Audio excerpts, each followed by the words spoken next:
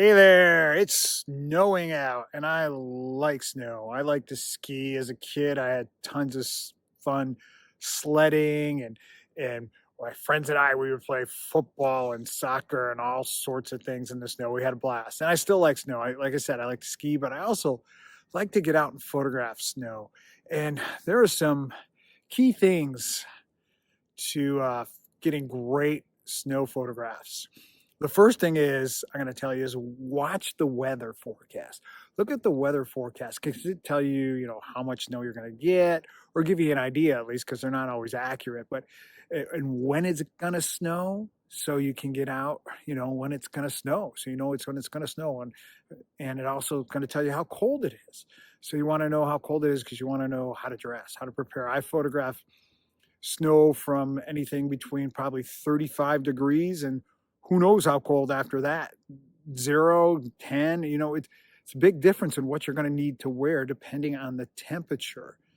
So that, and then once you know when it's going to get out, when it's going to snow, plan to get out early.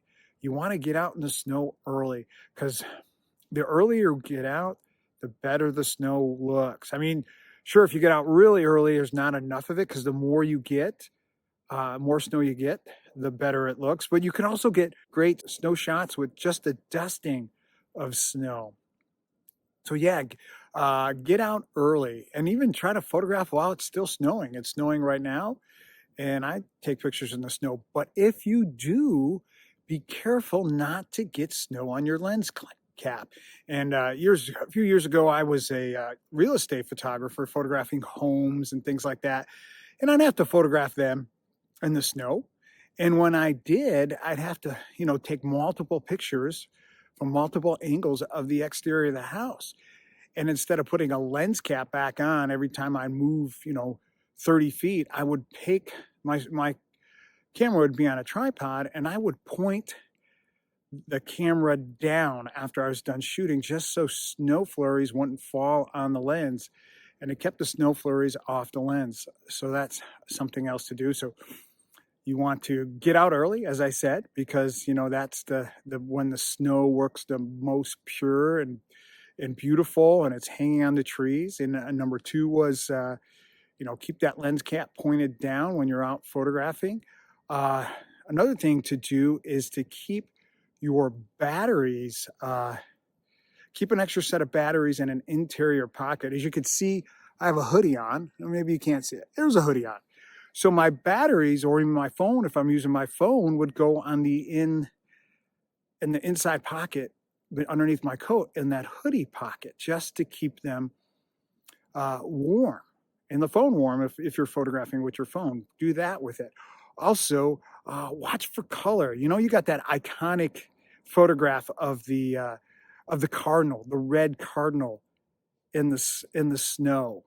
Yeah, so everybody likes that iconic photo of the cardinal in snow because of that red contrasting off the snow. And you could do that with a blue jay as well. You can do that. Or I have one of my favorite photographs that I've taken for snow. I used it as a Christmas card. I put it on my website. Is I was out driving around and I saw a wagon, an old wagon out in the country, and somebody had decorated that wagon with a Christmas bow and a wreath.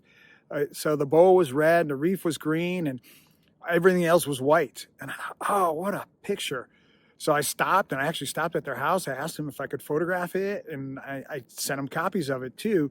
But it was just, it was a neat photo and one of my favorite all-time photos. We have it hanging in my house every Christmas. We put it up with the Christmas decorations. So yeah, watch for that color in the snow.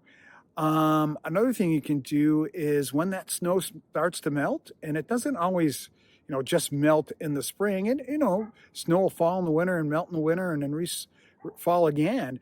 But when it does melt, look for patterns in the melting snow because underneath that snow is, fall leaves, maybe even some green grass or some other things poking through. It could even just be the brown mud, and it can create some interesting patterns.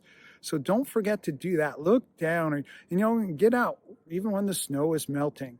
And also don't forget to take those macro, those close-up pictures of snow on branches, snow on different things, and just on a leaf hanging onto a tree. It could be really cool. So don't forget to take the macro photographs. So there you have it, some tips to getting better snow photographs this winter. So just a quick wrap up of what those tips are. Watch the weather forecasts, get out early, uh, get out early, even photograph while the snow is light. It's better when it's heavier and sticking to the branches and things like that. But, get out early. Photograph while it's still snowing. Uh, and also look for color in the snow. And when the snow starts to melt, look at those patterns in the melting snow on the ground. Don't forget to keep your batteries warm. Keep your batteries warm in an interior pocket.